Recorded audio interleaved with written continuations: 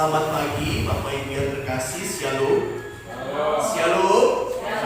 Shalom. Puji Tuhan ya, saya bersuka cita dan mengucap syukur bisa hadir di tengah-tengah saudara, dan berterima kasih juga buat Bapak Gembala, Pak Leo yang sudah memberikan saya kesempatan untuk saya memberitakan kebenaran firman Tuhan. Amin. Saya memperkenalkan nama, mohon izin, nama saya adalah Rorinal Stefano. Saya adalah seorang hamba Tuhan di organisasi Gereja Pantekosta di Indonesia, dan Bapak Gembala adalah guru sekolah minggu saya dulu, Bapak Ibu ya. Jadi dulu berapa tahun yang lalu ya Om ya, gitu, tepatnya sekitar tahun 94-95 kalau nggak salah. Beliau adalah guru sekolah minggu saya, dulu saya masih anak sekolah minggu gitu. Dan sukacita yang besar bisa berjumpa kembali sejak waktu saya pelayanan di Mapres, ketemu dengan beliau dan ada perbincangan, dan puji Tuhan pada hari ini ada kesempatan untuk saya bisa melayani saudara dengan kebenaran firman Tuhan. Amin. Saya punya prinsip ya Bapak Ibu terkasih, bahwa yang terpenting itu bukan siapa pemberitanya.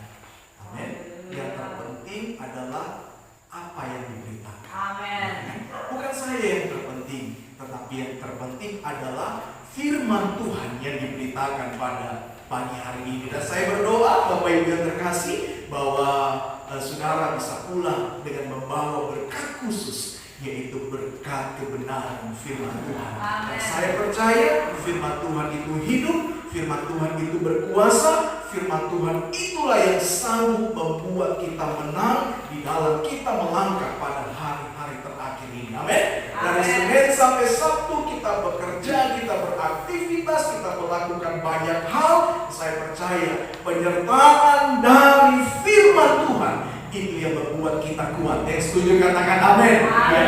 Kita kuat untuk melawan setiap godaan yang ada. Kita kuat untuk mengatakan tidak kepada setiap dosa. Amin. Oke, puji Tuhan. Mari kita buka Alkitab kita pada pagi hari ini, Bapak Ibu yang terkasih. Kita buka kitab Roma. Kitab Roma pasal pertama. Puji Tuhan.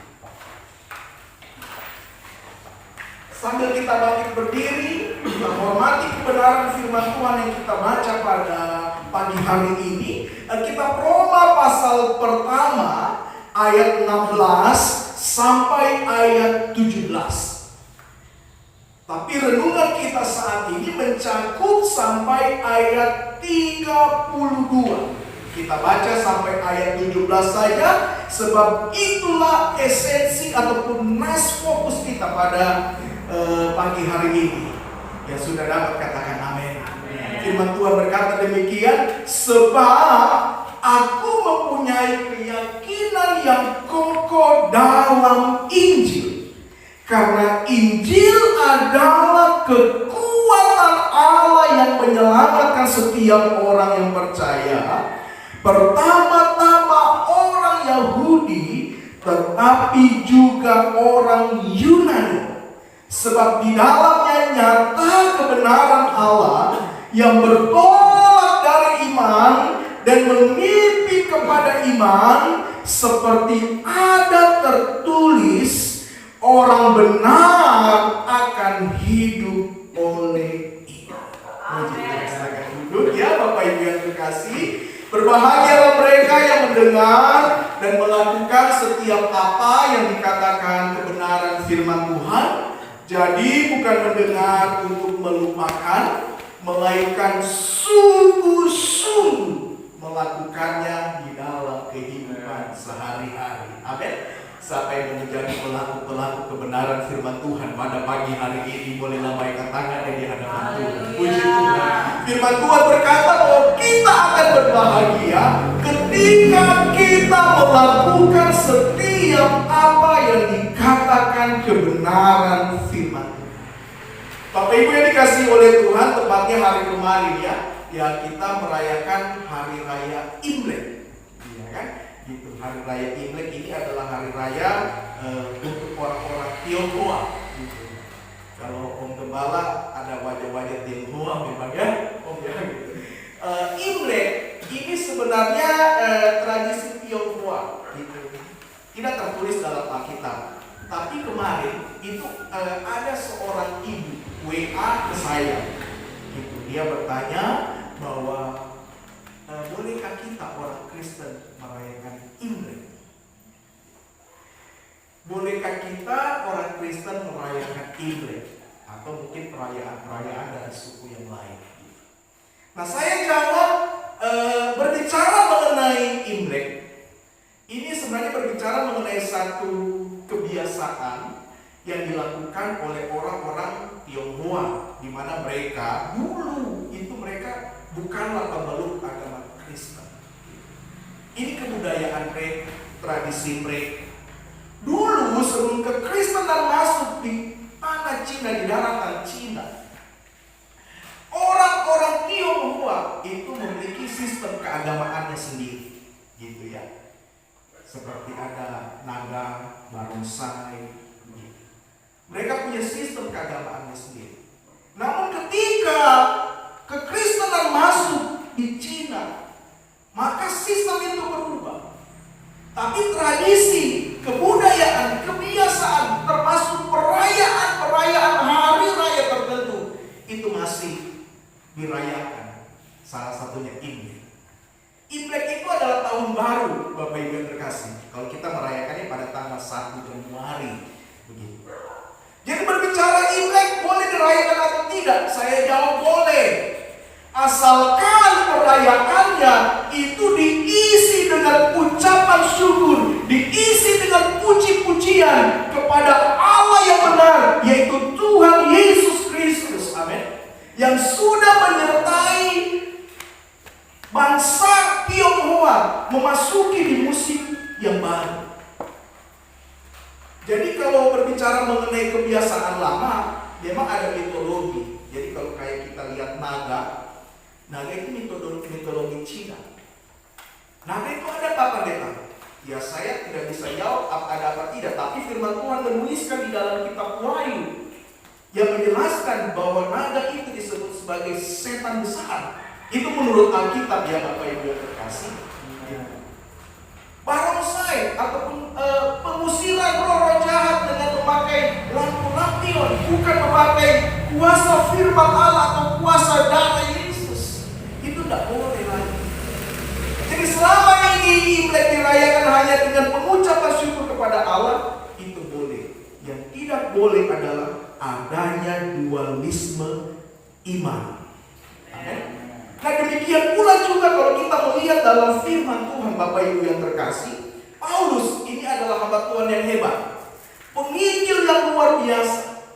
Kalau kita melihat ya, setengah dari perjanjian baru itu ditulis oleh Paulus. Baik di dalam kitab Roma itu Paulus yang menulisnya, kitab Korintus itu Paulus yang menulisnya, kitab Filipi itu Paulus yang menulisnya.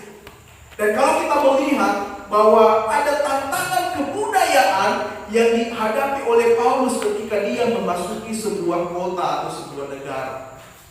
Jadi dengan sistem keagamaannya sendiri. Dan khususnya di dalam kitab Roma kita melihat ya Bapak Ibu yang terkasih, bagian pertama di sana Paulus menjelaskan tentang keutamaan Injil. Bagian kedua di dalam ayat 18 sampai ayat yang ke-32, di sana Paulus menjelaskan tentang kebiasaan manusia, termasuk kebiasaan menyembah kepada Allah yang salah. Kita lihat itu di dalam ayat 23. Mereka menggantikan kemuliaan Allah yang teofana dengan gambaran yang mirip dengan manusia yang fana, burung-burung, binatang-binatang yang berkaki empat atau binatang-binatang yang menjalar. Nah kita sebagai orang yang percaya harus mengutamakan yang namanya kebenaran firman Tuhan, yaitu Injil. Yang setuju katakan amin. Amin. Coba katakan kepada rekan samping kiri kanan, Injil itu yang utama. Haleluya. Dalam segala aspek kehidupan, Injil yang utama. Di dalam membangun rumah tangga harus berdasarkan kebenaran firman Tuhan. Yang setuju katakan amin. Amin. Di dalam bekerja kita harus memperhatikan norma-norma yang ditulis oleh kebenaran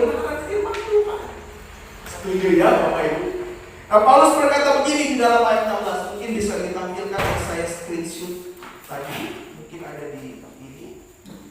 Kalau di dalam ayat 16, di dalam Alkitab kita dalam bahasa Indonesia berkata begini, sebab aku mempunyai keyakinan yang kokoh dalam Injil. Tapi kalau kita melihat di dalam terjemahan bahasa asli, ya Bapak Ibu yang terkasih, saya lebih suka pakai New American Standard Version Bible, karena memang sangat persis sama dengan apa yang ditulis di dalam bahasa Yunani. Dia berkata begini, ini perkataan Paulus, for I am not ashamed of the gospel. Saya tidak malu sebab aku tidak malu akan Injil. Amin. Paulus ini adalah orang hebat. Ya, Bapak Ibu terkasih, dia bukan orang biasa. Dia tadinya adalah seorang Yahudi, gitu. Seorang yang terdidik di dalam sistem keagamaan Yahudi, seorang pintar di dalam keagamaan Yahudi. Dia dididik di bawah pengawasan Gamaliel di Ordo Farisi. Jadi Taurat itu dia kuasai semua. Sang penganiaya umat Allah itu Paulus. Jadi dengan dia berkata bahwa aku tidak malu akan pemberitaan Injil, ini sebenarnya menunjukkan imannya yang radikal di dalam Yesus. Amin.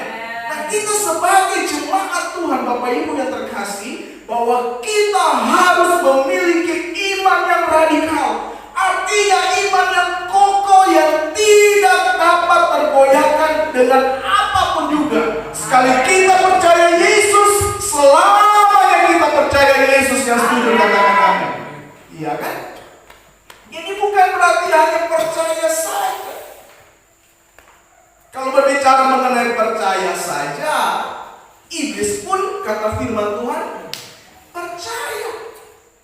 Tapi yang Tuhan mau kita harus memiliki satu iman yang radikal, yaitu iman yang kokoh, yang tidak mau mengakui bahwa kita ini adalah orang yang percaya. Setuju katakan amin. Center hidup kita itu Injil. Amin ya Bapak Ibu yang terkasih. Injil atau firman Tuhan itu harus di atas segala-galanya. Haleluya. Di atas setiap aturan gereja, di atas setiap aturan-aturan yang ada, kita harus mengutamakan yang namanya Injil. Nah, Paulus bilang begini, kenapa Injil itu utama? Karena yang pertama, Injil itu adalah apa? Ayat 16. Injil adalah the power of God. Kekuatan Allah. Kuasa Allah. Amin. Amin. Yang sanggup membuat mujizat itu adalah Allah dengan kekuatannya, yaitu Injil. Saya percaya ya Bapak Ibu yang terkasih, ini saya percaya. Yang membedakan pertemuan ibadah dengan pertemuan yang lain itu satu, yaitu ada firman Tuhan diberitakan. Amin. Iya kan? Saya percaya ibadah itu mengandung kuasa. Itu bukan karena pemain musiknya yang hebat, bukan karena pemimpin pujiannya yang hebat, bukan karena pemberita firman Tuhan yang diurapi. Yang utama yang membuat ibadah itu berkuasa, mujizat terjadi di dalam ibadah, karena ada firman Tuhan. Amin. Injil yang diberitakan. Amin. Ya, kami hamba-hamba Tuhan hanya manusia. Betul kami diurapi, betul kami menjaga hidup kami dengan sebaik mungkin supaya tetap kudus layak di hadapan Tuhan. Tapi yang berkuasa bukan kami. Amin.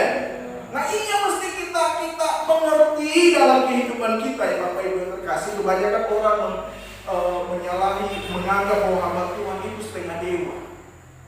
Tahu ya setengah dewa ya. Kalau bukan hamba Tuhan itu yang datang, tidak lengkap ibadah. Sampai ada orang yang datang jauh-jauh untuk mencari seorang hamba Tuhan yang punya karunia yang mujizat. Ada gereja besar di kota-kota yang bertumbuh dengan sedemikian rupa, cuma karena hamba Tuhan yang punya karunia mujizat. Itu pandangan yang salah. Yang berkuasa bukan kami, yang berkuasa adalah firman Tuhan. Yang sudah katakan amin. Amin.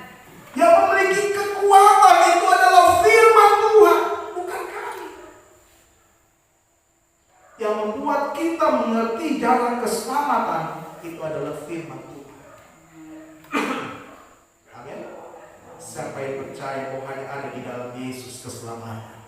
Haleluya. Puji Tuhan ya. Kita mengerti bahwa hanya ada di dalam Yesus keselamatan. Itu dari kebenaran firman Tuhan. Amen. Kalau ada orang di luar sana mempertanyakan, mana ada ayat dalam Alkitab yang menulis bahwa Yesus Tuhan? Ini kan kalau saudara buka Facebook ya kan banyak itu orang-orang yang berbeda keyakinan dengan kita ya, yang mulai mempertanyakan, mana ada dalam Alkitab bahwa Yesus mengaku dirinya Tuhan. Saya mau berkata Bapak Ibu yang terkasih, bahwa kalau seandainya itu tidak ada dalam Alkitab, tidak mungkin ada pengajaran bahwa Yesus adalah Tuhan. Pengajaran kekristenan, asas-asas kekristenan itu semuanya bersumber dari satu sumber, yaitu firman Tuhan. Kalau kekristenan menyatakan bahwa Yesus adalah Tuhan, kalau kekristenan yakin bahwa Allah itu adalah Allah yang besar, yang menyatakan diri dalam 3 pribadi yang kita kenal sebagai Allah Tritunggal, itu karena ada tertulis dalam Alkitab. Haleluya. Kalau ada teman-teman ya, teman-teman mungkin teman sekolah, teman di tempat kerja yang coba mempertanyakan ini, ada tidak ditulis? Bilang saja ada. Kalau tidak percaya baca sendiri. Kalau begitu saja tuh, kalau dia baca, kuasa firman mulai masuk. Amen. Hati yang keras mulai diluluhkan, pertobatan terjadi. Amen. Amin. Iya kan? Kalau dibilang ada atau tidak, bilang ada. Ada buktinya ini, aku tak baca sendiri. Kalau begitu saja kan, supaya dia baca firman Tuhan masuk dalam hidupnya, hatinya diubahkan oleh kebenaran firman Tuhan. Amin. Sebab firman yang ditabur itu tidak akan kembali dengan sia-sia. Yang sudah katakan amin. Jadi firman Tuhan itu berkuasa untuk menyelamatkan. Yang kedua ayat 17, sebab di dalamnya, yaitu di dalam Injil, nyata kebenaran Allah yang bertolak dari iman dan memimpin kepada iman, seperti ada tertulis, orang benar akan hidup oleh iman. Jadi iman kekristenan itu dasarnya kebenaran Allah, yaitu Injil itu sendiri. Hari ini saya tergerak menyampaikan ini ya Bapak Ibu terkasih, supaya begini, kita jemaat Tuhan itu semakin kokoh di dalam Tuhan. Amen. Tidak tergoyahkan. Amin. Haleluya. Apapun orang di luar sana mengatakan tentang kekristenan kita, tentang firman Tuhan kita, tentang Alkitab yang kita percaya sebagai kitab suci, kita akan tetap terus kokoh percaya bahwa yang terpenting dalam hidup bukan apa yang dikatakan orang, tetapi apa yang dikatakan firman Tuhan. Kebenarannya itu adalah firman Tuhan. Setuju? Amen. Setuju? Amen. Kok tegang sekali pada pagi ini. Haleluya. Coba tengok, berikan dulu senyuman kepada rekan samping kiri kanan. Senyuman yang manis dulu ya kan. Biar rambut so putih tapi tetap senyum manis, ya toh. Biar gigi belum so tidak lengkap, tetap harus tetap manis senyuman, ya kan? Amin. Iya kan? Biar senyuman disertai dengan kumis yang tebal, ya kan? Yang manis senyumannya, ya kan? Gitu. Yang bakunis katakan amin. Yang bakunis cuma satu. Iya kan? Seperti itu ya kan. Wajah terpancar kemuliaan itu karena senyuman. Betul ya? Seperti itu. Tidak usah tegang-tegang. Hari ini kita bahas sesuatu yang sangat basic, sangat dasar. Kita bahas bahwa memang betul yang utama dalam iman kita itu adalah Injil. Injil adalah kebenaran Allah, kebenaran yang memimpin kita dari iman kepada iman, dan kita hidup dari iman. Amin. Saya mau tanya, saudara ini diberkati hari ini? Haleluya. Oh, cuma tante kepala ya. Haleluya, kelas tante kepala, makanya semakin diberkati, semakin awet muda, iya kan? Apalagi penggembala ya, iya kan? Saya mau tanya dulu, saudara ini diberkati? Oh, coba di samping kiri, di samping kanan saya, bapak-bapak, Pak Pria, halo. Saudara ini diberkati? Oh, tidak dengan segenap hati. Coba ibu-ibu dulu, ibu-ibu jangan kalah, saya lihat ibu-ibu lebih banyak di jumlah kan? Ya kan, ibu-ibu mau diberkati. Haleluya. Nah, begitu semuanya. Saudara mau diberkati. Haleluya. Haleluya. Amin. Amin. Kuncinya satu, lakukan firman. Amin. Amin. Nah, kita orang percaya hanya ingin berkatnya saja, ya kan? Jemaat Tuhan terkadang ingin berkatnya saja, tapi tidak mau hidup benarnya. Padahal yang sebenarnya, kalau kita ingin diberkati, mari kita hidupi kebenaran firman Tuhan dengan iman kita. Amin. Amin.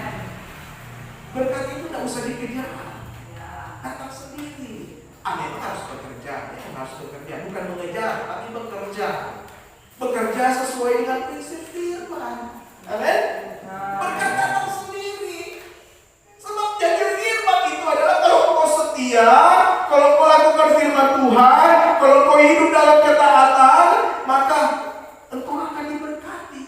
Amsal bilang begini, kitab Amsal bisa cek. Berkat Tuhan itu ada di atas kepala orang benar. Orang yang hidup sesuai dengan kebenaran firman Tuhan, dia pasti akan diberkati. Amin. Amin. Sekali lagi saya mau tanya, saudara ini diberkati? Amin. Mau hidup benar? Amin. Amin. Cuma ibu gembala lagi yang paling keras. Saya mau tanya lagi ya, iya kan? Yang paling lantang ya, ya seperti itu. Saudara ini diberkati? Amin. Oh, Bapak komunis lebih semangat. Saya pakai komunis karena hanya Bapak yang bertulis. Sebenarnya orang ini kalau tulis juga om, tapi sering dicukur. Ya om kemarin itu pasti markumis itu, tapi sering dicukur, ya kan seperti itu ya kan. Nanti tidak enak kalau kepala markumis, orang suka takut akan gereja, ya. Suka takut yang kumis jangan kembali nanti, ya kan seperti itu. Saya mau tanya lagi ya, saudara mau diberkati? Amin. Lebih keras lagi, mau hidup benar tidak? Amin. Mau hidup benar? Mau lakukan firman? Amin. Begitu. Iya kan? Nah, saya berdoa jemaat di tempat ini. Nama jemaat Smyrna. Waduh, ini salah satu jemaat yang ada dalam kitab Wahyu ini, ya kan?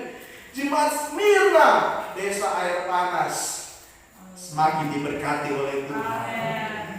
Jemaatnya hidup dalam ketaatan, cinta Tuhan, hidup benar, selalu mengasihi Tuhan, selalu mengasihi pekerjaan Tuhan, tidak pernah absen ibadah, selalu punya sikap suka berkorban karena mengasihi Tuhan. Amin. Ini doa saya buat jemaat di tempat ini, dan jemaat Smyrna GPDI semakin diberkati dan menjadi dampak bagi desa air panas. Amin. Mari kita berdiri dalam hadirat Tuhan. Haleluya. Terima kasih Tuhan, terima kasih. Terima kasih. Haleluya. Kita nyanyikan pujian menyenangkan. Tuhan ku mau menyenangkan. Haleluya.